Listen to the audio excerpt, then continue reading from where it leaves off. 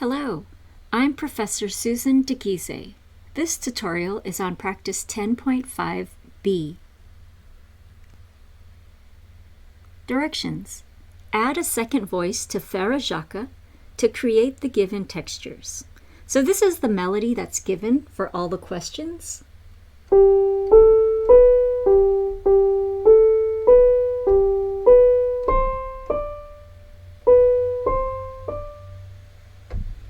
Now the sample asks for heterophony. Remember that heterophony is two voices with the same melody, but one voice has additional embellishment. So I'm just going to show you how I would come up with heterophony for this. I would start with the same melody, and then I would embellish it. So maybe here I would add a A sharp to connect that A to B. And maybe here I'll just change the rhythm up a little bit. Now, of course, there's going to be many different possibilities here. This is just one example, and I don't want you to watch me write in the whole thing. So let me show you what an end result of heterophony would look like. So here, it's all typed out so you don't have to see my penmanship. Now let me go ahead and play this example of heterophony. I'm going to play voice number 2 an octave lower so that you can hear it more clearly.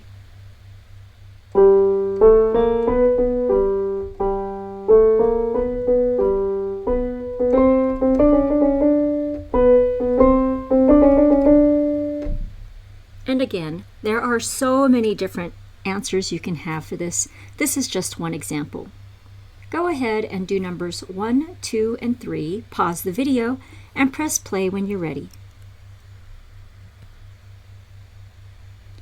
Okay, so this is monophony, number 1.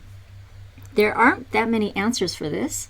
However, this is written for clarinet in B flat, so we're going to have to do some transposing here. Remember that for a clarinet in B flat, you're going to write everything a major second higher than you want it to sound. Since this is monophony and we want it to sound in unison or in octaves, what we want is there's a G4 here. Let's have this clarinet also sound G4. So in order for this clarinet to sound G4, they'll play A4. So we're going to start with A. Now once you have the starting note, you can actually do everything intervallically, right? So for example, we have a step here, and then a skip. So we're going to move a step here, and then a skip. Now we know measure 2 repeats measure 1, so we're just going to rewrite that.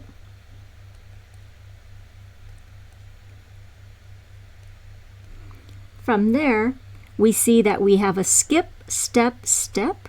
So we're going to skip up, and then take a step, and then a step, and then we're going to repeat measure 3.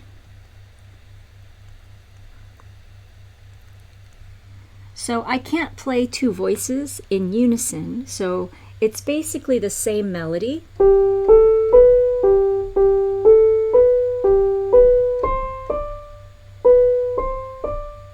But you would have to imagine that a singer and a clarinet are performing it together.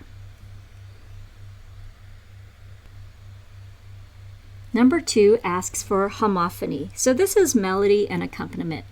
Again, there are so many different options you have here. I'm going to do something very conventional and boring.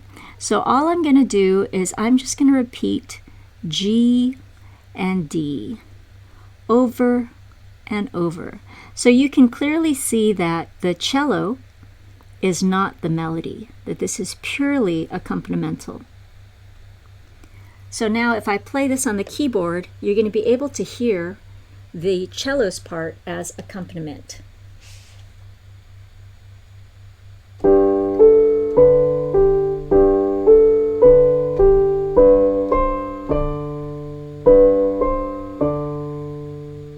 Again, many different possibilities here for homophony.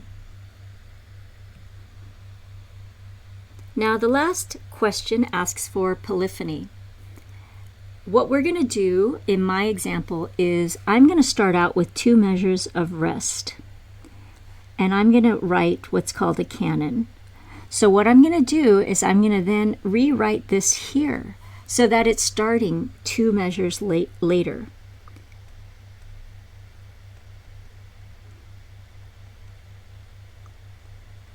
So this is considered polyphony because voice number 1 has the melody, and while they still have the melody, voice number 2 is coming in with the melody. So we have 2 melodies going on at different times, yet at the same time. So let me go ahead and play this one. I can go ahead and play voice number 2 in the correct octave for this example.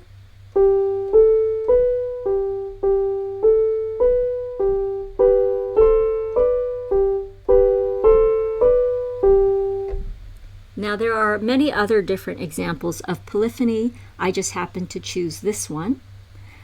And for many of these, there are many different options you could do, except for maybe monophony. That was pretty much the only correct answer. If you have any questions on texture, please reread section 10.5. You've now completed the tutorial for practice 10.5b. Thank you for watching.